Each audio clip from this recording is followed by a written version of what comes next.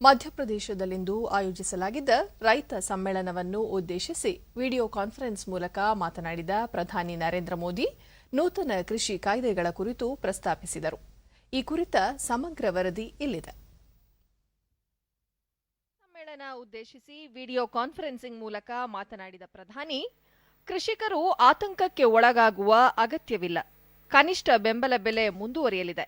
ಯಾವುದೇ ಕಾರಣಕ್ಕೂ ಎಂಎಸ್ಪಿ ನಿಲ್ಲಿಸುವುದಿಲ್ಲ, ಕೊನೆಯೂ ಆಗುವುದಿಲ್ಲ ಎಂದು ಸ್ಪಷ್ಟಪಡಿಸಿದರು. ಎಂಎಸ್ಪಿಯನ್ನು ರದ್ದುಪಡಿಸುವುದಾಗಿದ್ದರೆ ಸರ್ಕಾರ ಏಕೆ ಸ್ವಾಮಿನಾಥನ್ ವರದಿಯನ್ನು ಜಾರಿ ಮಾಡುತ್ತಿತ್ತು ಎಂದು ಪ್ರಶ್ನಿಸಿದರು. ತಮ್ಮ ಸರ್ಕಾರ ಎಂಎಸ್ಪಿ ವಿಚಾರದಲ್ಲಿ ಅತ್ಯಂತ ಗಂಭೀರವಾಗಿದ್ದು, ಪ್ರತಿ ಬಾರಿ ಕೊಯ್ಲಿಗೆ ಮೊದಲೇ ಎಂಎಸ್ಪಿ ಘೋಷಣೆ ಮಾಡುತ್ತಿದೆ. ನೂತನ ಕಾನೂನು ಅನುಮೋದನೆ ಆದ ಬಳಿಕವೂ ಎಂಎಸ್ಪಿಯನ್ನು ಘೋಷಿಸಲಾಗಿದೆ. ಎಂಎಸ್ಪಿ ದರದಲ್ಲಿ ಕೃಷಿ ಉತ್ಪನ್ನಗಳನ್ನು ಅದೇ ಮಂಡಿಯಲ್ಲಿ ಖರೀದಿಸಲಾಗಿದೆ. ಹೀಗಿದ್ದರೂ ಎಂಎಸ್ಪಿ ನಿಲ್ಲುತ್ತದೆ ಎಂದರೆ ಯಾರಾದರೂ ನಂಬುತ್ತಾರೆಯೇ? ಇದಕ್ಕಿಂತ ದೊಡ್ಡ ಸುಳ್ಳು ಮತ್ತೊಂದಿಲ್ಲ. ಇದಕ್ಕಿಂತ ದೊಡ್ಡ ಷಡ್ಯಂತ್ರ ಮತ್ತೊಂದಿಲ್ಲ. ಹೀಗಾಗಿಯೇ ದೇಶದ ಪ್ರತಿಯೊಬ್ಬ ರೈತರಿಗೂ ತಾವು ಹಿಂದಿನಂತೆಯೇ ಎಂಎಸ್ಪಿ ಇರುತ್ತದೆ ಎಂಬ ಭರವಸೆ ನೀಡುತ್ತೇನೆ ಎಂದು ಹೇಳಿದರು. एमएसपी बढ़ाने के साथ ही सरकार का जोर इस बात पर भी रहा है कि ज्यादा से ज्यादा अनाज की खरीदारी एमएसपी पर की जाए. पिछली सरकार ने अपने 5 साल में किसानों से लगभग 1700 लाख मैट्रिक टन धान खरीदा था. ये आंकड़े याद रखना. हमारी सरकार ने अपने 5 साल में 3000 लाख मैट्रिक टन धान किसानों से एमएसपी में खरीदा, करीब करीब डबल. पिछली सरकार ने अपने 5 साल में करीब 3.25 लाख मैट्रिक टन तिलहन खरीदा था. हमारी सरकार ने अपने 5 साल में 56 लाख मैट्रिक टन से ज्यादा एमएसपी पर खरीदा है. 2014 से पहले के 5 साल, उनके 5 साल उन्होंने सिर्फ 1.5 लाख मैट्रिक टन दाल ही किसानों से खरीदी. हमारी सरकार ने किसानों से पहले की तुलना में 112 लाख मैट्रिक टन, मैं दोबारा बोलता हूं, 112 लाख मैट्रिक टन दाल एमएसपी पर खरीदी. सोचिए, 1.5 लाख उनके जमाने में, वहां से हम सीधे ले गए 112 लाख मैट्रिक टन. उन लोगों ने अपने 5 सालों में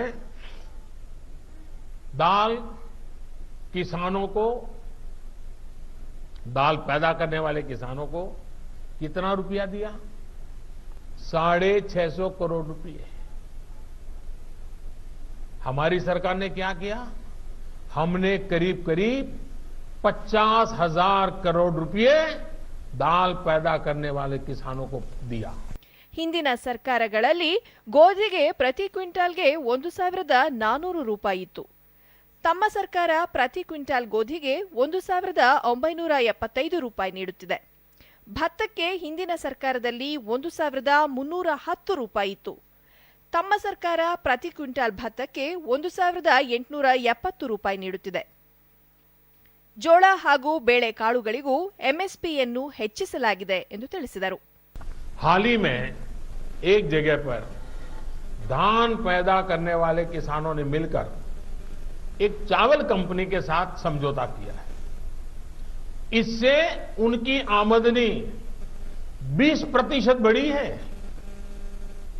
एक और जगह पर आलू के 1000 किसानों ने मिलकर एक कंपनी से समझौता किया है. इस कंपनी ने उन्हें लागत में 35% ज्यादा की गारंटी दी है. एक और जगह की खबर में पढ़ रहा था, जहां एक किसान ने खेत में लगी मिर्च और केला सीधे बाजार में बेचा तो उसे पहले से 2 गुनी कीमत मिली. आप मुझे बताइए, देश के प्रत्येक किसान को ये लाभ, ये हक मिलना चाहिए या नहीं मिलना चाहिए? किसानों को सिर्फ मंडियों से बांधकर बीते दशकों में जो पाप किया गया है, ये कृषि सुधार कानून उसका प्रायश्चित कर रहे हैं। कृषि सुधारों से जुड़ा एक और झूठ फैलाया जा रहा है, एपीएमसी यानी हमारी मंडियों को लेकर के। ಹಿಂದಿನ ಸರ್ಕಾರದಲ್ಲಿ ತೊಗರಿ ಬೇಳೆಯ ಕನಿಷ್ಠ ಬೆಂಬಲ ಬೆಲೆ 4,300 ಇತ್ತು. ತಮ್ಮ ಸರ್ಕಾರದಲ್ಲಿ ಪ್ರತಿ ಕ್ವಿಂಟಾಲ್ಗೆ 6,000 ರೂಪಾಯಿ ನೀಡುತ್ತಿದೆ. ಉದ್ದಿನ ಬೇಳೆಗೆ 7,200 ರೂಪಾಯಿ ನೀಡುತ್ತಿದೆ. ಇದೆಲ್ಲವೂ ಸರ್ಕಾರ ಎಂಎಸ್ಪಿಯನ್ನು ಕಾಲಕಾಲಕ್ಕೆ ಹೆಚ್ಚಿಸುತ್ತದೆಯೇ ಹೊರತು ನಿಲ್ಲಿಸುವುದಿಲ್ಲ ಎಂಬುದಕ್ಕೆ ಸಾಕ್ಷಿ ಎಂದರು. ತಮ್ಮ ಸರ್ಕಾರ ಎಂಎಸ್ಪಿ ದರ ಹೆಚ್ಚಿಸುವುದರ ಜೊತೆಗೆ ಹೆಚ್ಚು ಹೆಚ್ಚು ದವಸ ಧಾನ್ಯವನ್ನು ಎಂಎಸ್ಪಿ ದರದಲ್ಲಿ ಖರೀದಿಸುತ್ತಿದೆ. ಹಿಂದಿನ ಸರ್ಕಾರ 5 ವರ್ಷದಲ್ಲಿ ರೈತರಿಂದ ಖರೀದಿಸಿದ ಧಾನ್ಯಕ್ಕಿಂತ ಬಹುಪಟ್ಟು ಹೆಚ್ಚು ಧಾನ್ಯವನ್ನು ಖರೀದಿಸಿದೆ. ಹಿಂದೆಂದಿಗಿಂತ ಹೆಚ್ಚು ಹಣವನ್ನು ರೈತರಿಗೆ ಪಾವತಿ ಮಾಡಿದೆ ಎಂದು ವಿವರಿಸಿದರು. नए कानून में हमारी सरकार ने फार्मिंग एग्रीमेंट के दौरान किसान को सुरक्षा देने के लिए कानूनी प्रावधान किए। हमने तय किया है कि फार्मिंग एग्रीमेंट में सबसे बड़ा हित अगर देखा जाएगा तो वो उस किसान का देखा जाएगा। हमने कानूनन तय किया है कि किसान से एग्रीमेंट करने वाला अपनी जिम्मेदारी से भाग नहीं पाएगा।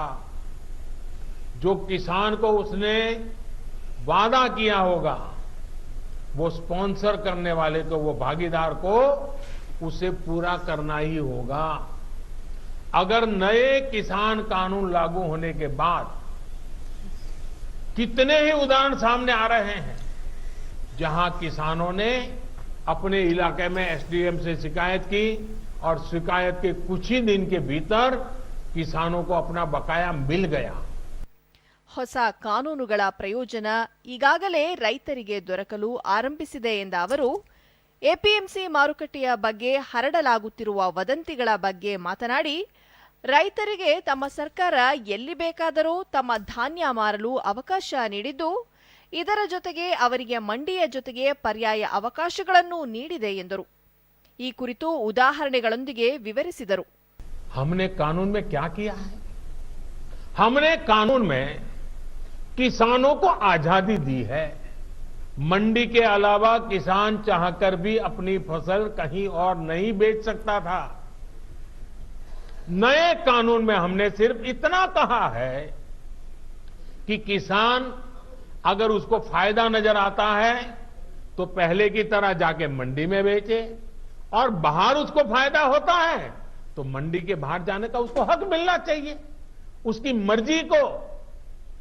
क्या लोकतंत्र में मेरे किसान भाई को इतना हक नहीं हो सकता है? अब जहां किसान को लाभ मिलेगा वहां वो अपनी उपज बेचेगा। मंडी भी चालू है, मंडी में भी आकर के बेच सकता है। जो पहले था वो भी कर सकता है, किसान की मर्जी पर करेगा। ಕೃಷಿ ಒಪ್ಪಂದದಲ್ಲಿ ರೈತರ ಹಿತವನ್ನು ರಕ್ಷಿಸಲು ಒತ್ತು ನೀಡಲಾಗಿದೆ. ರೈತರೊಂದಿಗೆ ಕರಾರು ಮಾಡಿಕೊಳ್ಳುವವರು ಪಲಾಯನ ಮಾಡಲು ಅವಕಾಶವಿಲ್ಲ. ಅವರು ರೈತರಿಗೆ ಹಣ ಪಾವತಿಸಲೇಬೇಕಾಗುತ್ತದೆ. ಈ ಕೃಷಿ ಕರಾರು ರೈತರು ಉತ್ಪಾದಿಸುವ ಉತ್ಪನ್ನಗಳಿಗೆ ಅನ್ವಯವಾಗಲಿದ್ದು, ಕೃಷಿ ಭೂಮಿ ರೈತರ ಬಳಿಯೇ ಇರುತ್ತದೆ. ಒಪ್ಪಂದಕ್ಕೂ ರೈತರ ಭೂಮಿಗೂ ಯಾವುದೇ ಸಂಬಂಧ ಇರುವುದಿಲ್ಲ ಎಂದು ಸ್ಪಷ್ಟಪಡಿಸಿದರು. ಮೊದಲೇ ನಿಶ್ಚಯಿಸಿದ ಬೆಲೆಗಿಂತ ಹೆಚ್ಚಿನ ಲಾಭ ಗುತ್ತಿಗೆದಾರರಿಗೆ ಬಂದರೆ ಆ ಲಾಭದಲ್ಲಿ ರೈತರಿಗೂ ಪಾಲು ದೊರೆಯಲಿದೆ ಎಂದು ಸ್ಪಷ್ಟಪಡಿಸಿದರು. क्या कोई समझदार इस बात को स्वीकार करेगा कि एमएसपी बंद हो जाएगी? और इसलिए मैं कहता हूं, इससे बड़ा कोई झूठ नहीं हो सकता, इससे बड़ा कोई षड्यंत्र नहीं हो सकता।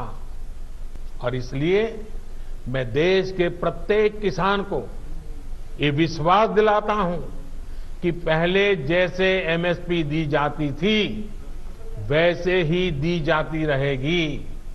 एमएसपी न बंद होगी न समाप्त होगी।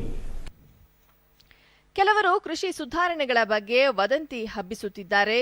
ರೈತರಿಗೆ ಜಮೀನು ಕಳೆದುಕೊಳ್ಳುವ ಭೀತಿ ಹುಟ್ಟಿಸಿ ರಾಜಕೀಯ ಲಾಭ ಪಡೆಯುವ ಹುನ್ನಾರ ನಡೆಸಿದ್ದಾರೆ ಎಂದು ದೂರಿದರು. ಈಗಲೂ ರೈತರಿಗೆ ಏನಾದರೂ ಸಂದೇಹಗಳಿದ್ದರೆ ಅದನ್ನು ಮಾತುಕತೆಯ ಮೂಲಕ ನಿವಾರಿಸಲು ಸರ್ಕಾರ ಬದ್ಧವಾಗಿದೆ ಎಂದು ಪ್ರಧಾನಿ ತಿಳಿಸಿದರು. ತಮಗೆ ಯಾವುದೇ ಹೆಗ್ಗಳಿಕೆಯ ಅಗತ್ಯವಿಲ್ಲ. ನೀವೆಲ್ಲ ನಿಮ್ಮ ಹಿಂದಿನ ಪ್ರಣಾಳಿಕೆ ನೋಡಿ. ನಮ್ಮ ಕೃಷಿ ಸುಧಾರಣೆಯ ಹಿರಿಮೆ ನೀವೇ ಪಡೆಯಿರಿ. ಆದರೆ ರೈತರಿಗೆ ಅಭಿವೃದ್ಧಿ ಹೊಂದಲು ಅವಕಾಶ ನೀಡಿ ಎಂದರು. ತಮ್ಮ ಸರ್ಕಾರಕ್ಕೆ ರೈತರ ಹಿತವೇ ಮುಖ್ಯ. ರೈತರ ಕಲ್ಯಾಣಕ್ಕೆ ಸರ್ಕಾರ ಬದ್ಧವಾಗಿದೆ ಎಂದು ಪುನರುಚ್ಚರಿಸಿದರು. आप एक बार फिर सोचिए, जो हुआ ही नहीं है, जो होने वाला ही नहीं है, उसका भ्रम और डर फैलाने वाली जमात से आप सतर्क रहिए. इन लोगों ने हमेशा किसानों से धोखा दिया है. सरकार के इन प्रयासों के बाद भी अगर किसी को कोई आशंका है तो हम सर झुकाकर किसान भाइयों के सामने हाथ जोड़कर बहुत ही विनम्रता के साथ देश के किसान के हित में उनकी चिंता का निराकरण करने के लिए हर मुद्दे पर बात करने के लिए तैयार हैं. देश का किसान, देश के किसानों का हित हमारे लिए सर्वोच्च प्राथमिकताओं में से एक है.